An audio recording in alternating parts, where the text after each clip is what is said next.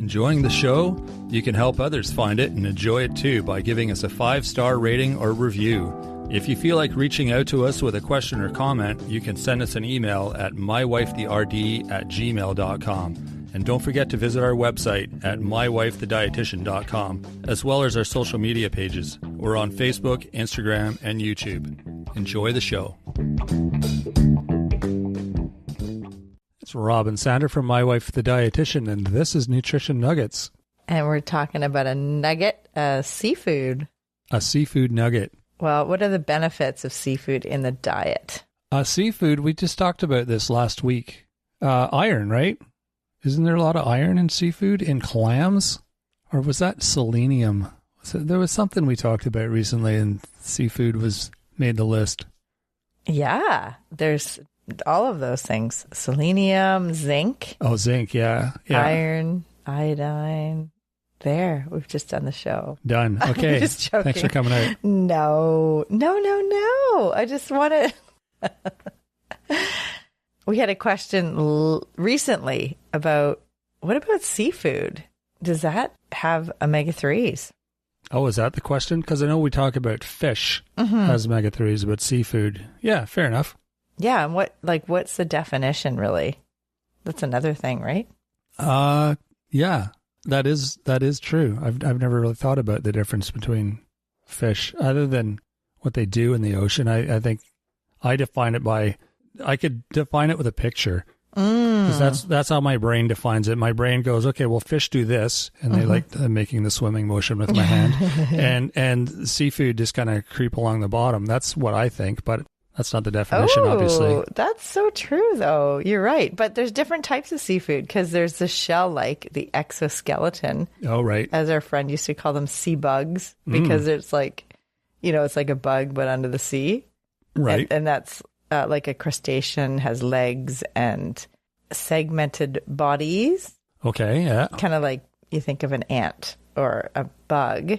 And we're going to turn everybody off of eating seafood. I know, but it's actually really good for you. So you think of shrimp and prawns, crab, lobster, crayfish. Now, what's the difference between crawfish? Shrimp and prawns? The size? I think the size. Yeah, the shrimp are probably the small ones. They're so shrimpy. I know, right? Okay. I know, I was confused about that, but I'm guessing it's just the size of them. I think it's also where they come from, because I think out here on the West Coast, they're prawns. Oh, okay. But let's look into that. Yeah, fair enough. And mollusks are the soft-bodied animals. And Such as? They usually have a hard outer shell. Well, they don't have the shell-like exoskeleton like prawns do, but what do you think a mollusk might be? I have no idea. Clam? Okay. Oyster? Oh, you mean mussels? Like they're inside of a shell, you mean? Yeah. Is that what you mean? They're soft-bodied animals. Inside. Okay, I gotcha. Yeah, and then there's a hard outer shell. Like you think of the shell. Literally a shell. Mm-hmm. They pull them out of the shell, and then they put them in a can, and that's how we eat them. Or on a plate. Or you slurp them right out of the shell. Yeah. And then there's the gastropods, which are snails or abalone. I used to eat tons of snails when I was a kid. Well, escargot? Yeah, I shouldn't say tons, but often when we went out for dinner, I would get escargot. Everyone thought I was crazy because I was like 7 years old ordering escargot at a fancy restaurant, and people would be like, "You know what it is, right?" I'm like, "Oh yeah, it's delicious." I go, "Okay." Yeah, so, garlicky, right? Started early. Well, I like the garlic and the butter and the cheese that was on it, and then the little thing underneath, the little chewy thing underneath, I guess, kind of just made its way in there too. That's really amazing, actually, because a lot of kids aren't that curious or adventuresome with their taste buds. Yeah, so that's exactly. Good. Yeah. So what are the benefits of seafood in the diet? So now that we know but we talk about fish a lot, right? And that is actually part of seafood because it's food from the sea. So fish and shellfish are part of seafood. Okay. I think a lot of people think seafood is separate from fish. Well, you mean like the characteristics of it, like the nutritional characteristics, they're different? Is that what you mean by separate? Yeah, like I see a lot of times allergy to seafood or allergy to salmon or allergy to fish, allergy to shellfish, but okay with salmon and cod. So there's like all these different definitions, but really seafood is any food that comes from the sea, including fish and shellfish, where shellfish, as we talked about, has the exoskeleton. So the crustaceans with the legs and the segmented bodies, like the shrimp and prawns, the crab, lobster, crawfish. Okay. Those are the that's shell. So those are the shellfish. So they're a type of seafood. Yeah. Yeah, I see. Yeah. And clams and mussels and Oysters. Oysters are the mollusks. Also a type of seafood. Yeah. Okay. Now Yeah. we've got the definition down. Oh, well, good. Because I think it's good to start with a definition, right? Perfect. Okay. Good. So what are the benefits in our diet? Well, I assume similar to fish, right? Similar. Yeah. A little bit different, but similar. What's one of the big reasons, like in a meal, when you add prawns, for instance, what is that?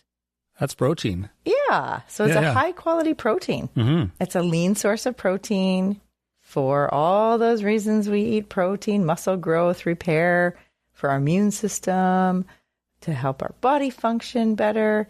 It's usually easy to digest for most people. Okay. And it's an animal protein that has less saturated fat and fewer calories than red meat, for instance. Yeah. And it cooks quick too. That's what I like about it. Right. Like if you're using prawns, you throw them in at the last minute, like literally the last minute. And, like if you've got a big sauce on the go, you take your prawns, if they're thawed, and you throw them in the sauce. And literally like 1 minute, they're ready. Like you can be eating them a minute later. Like they cook so fast. It's awesome. Oh, yeah. We're having lentil soup for dinner. Maybe we can add those prawns that we have in the freezer. Oh, yes. And just let's do that. All right. Yum. Number 2 is, you've already mentioned this, the omega-3 fatty acids. Now, is there as much omega-3 in seafood as there is in fish? It's all different. They're all different, but they do have a good amount of omega-3. And when we're talking about eating fish twice a week, that means seafood. Seafood fits into that. It sure does. Okay. Yeah. It's got the EPA and the DHA, those important fatty acids for brain health and for development for infants and maternal health and pregnancy. Really important. And we talk about SMASH, which is... You should do it this time. I always do it. Sardines, mackerel, anchovies, salmon, and herring. Oh, good for you. Good. You got them all. Those are the small fish. A lot of the canned fish are those ones, and they are canned with the bones. So when you squish them up to make your meal, you're including the bones of the fish, which offer your body absorbable calcium. So that's the one thing we don't get calcium with seafood because there's not a lot of bones in them. No, is there's that why? no bones. Yeah. No bones. Yeah. Okay. Yeah. So that's the one of the differences there. A lot of people don't eat canned fish, though. They will just eat fresh fish. Right. And so they're not getting the benefit of the calcium anyways. True. If you have a piece of tuna or fresh halibut, you're not going to get that calcium. All right. Number 3 is heart health. So they're good for your heart. Very good for your cardiovascular system because it's kind of an anti-inflammatory food. It helps with the blood flow. It's got those omega-3s, which is really important for all of our systems. And heart is one of those systems. Good. And then brain health. Brain health, yeah. What's good for the heart is good for the brain. Exactly. And it's part of that mind diet that we've talked about before. Mm-hmm. Episode 14 was all about the mind diet. Right. And with seafood, they offer, this is number 5, they offer a really good way to get your minerals. Really good. And we mentioned that at the start. Minerals. Oh, like iron and selenium and zinc, and those are the minerals that you're referring to. Absolutely. Yeah. Oh, nice. Iodine, okay. magnesium, phosphorus, potassium, copper.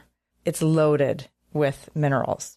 And that is something that a lot of people do not get enough minerals, because a lot of our ultra-processed foods could be stripped of the minerals, and they, like magnesium is a good example of something that a lot of people are lacking, or they maybe not getting enough magnesium in their diet. Mm-hmm.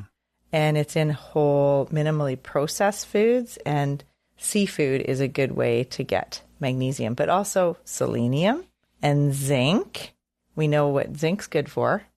Male health is the first thing that comes to mind. Yeah, right. What else is it good for? Remember, the fishermen on the coast have a lot of healthy offspring. Yeah. That's a good way to remember that. Yeah, because they're eating a lot of seafood, and there's a lot of zinc in seafood. It's very good for fertility. Selenium. We had a whole episode on nutrition nuggets recently on selenium and Brazil nuts. So that's another way to get your selenium, is tuna and other fish, but also seafood. And iodine is really important for our thyroid health. And that's another way to get iodine, is in our seafood. Now, is there more minerals in these kind of seafood than in fish? No, they have just different proportions. I see. Okay. So the other essential nutrients that seafood offers are vitamin D and vitamin B12. Nice. So remember, it's hard to get vitamin D. Remember, it's the sunshine vitamin. We did a whole episode on that recently. Mm-hmm. And fish is a good way to get it. But I was going to say, yeah, you can get it in fish, right? So seafood is also counts. Yeah, exactly. Okay. And B12 is that nutrient of concern for people that are vegetarian or vegan. And if you do eat seafood, or if you're a pescatarian, we talked to Kara Harbstreet about the pescatarian diet. And that is basically vegetarian, including fish and seafood. So you will get B12 in that. And 2 more benefits: skin health, really important anti-inflammatory element in the diet is including seafood, and that helps reduce inflammation, helps with your skin elastin and hydration. And copper is one of the other minerals I forgot to mention that helps with the collagen, the production of collagen, and that is good for skin health. Nice. Yeah. And the last reason and benefit of seafood in the diet is it's an anti-inflammatory and helps with many conditions that are inflammatory, like arthritis and asthma and other inflammatory conditions, like if you think of IBD, and we've talked about like the gut health and inflammatory bowel disease, other problems with inflammation in the body, and seafood can help quell the fire. Oh, there you go. So those are 7 benefits of including seafood in your diet. Yeah. Check it out. There's so many different options too with seafood, and they're all a little bit different. So if you don't like one, it doesn't mean you won't like the other. They're all unique in their flavors and their textures. So experiment a little, try them. Throw some in, like we said, they're easy to cook with. Throw some in some pasta or some rice dish when you're making. It's a great way. Like jambalaya? Yeah, it's a great way to cook with them. They're pretty easy to cook. There's no rocket science involved with knowing how to cook seafood.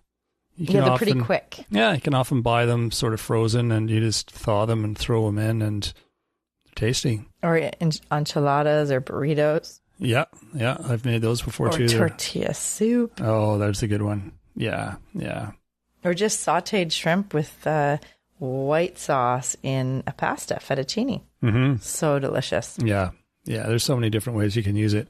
And if you need some ideas, check out Forrest Gump. There's that scene in Forrest Gump where he lists off about 30 different ways to cook your shrimp. So it's shrimp a classic. Gumbo. Exactly. There you go. Well, thanks for checking us out today. Hope that was informative, and hopefully you're going to go out and experiment with some different seafood dishes. If you want some more ideas, you can check out our website. It's mywifethedietitian.com. We've got a weekly newsletter you can sign up for. You can email us your questions if you want. We're happy to answer questions. You can also find us on social media. We're on Facebook, Instagram, and YouTube. Feel free to leave us a comment there too. That's much appreciated. Love hearing from people, hearing some feedback. It's great for us. Share with a friend too. That's always a good way to spread the love, help us out with getting new listeners, getting people healthy. That's our goal here. And don't forget to rate and review the show. That's another thing you can do that's super helpful to us, and it also helps other people find a good show. So that is it for this week. We will be back next Monday with a full episode. So in the meantime, have a great week, everyone. Thanks for joining us today on My Wife the Dietitian. If you like what you heard, don't be shy. Leave us a comment or review, and be sure to share our podcast with your friends. If you'd like to hear more, hit that subscribe button. You can also follow us on our social media pages for updates, episode trailers, and other odds and ends. For more info and links on what we discussed on today's episode, check the show notes. We'll be back next week with another informative and fun-filled episode.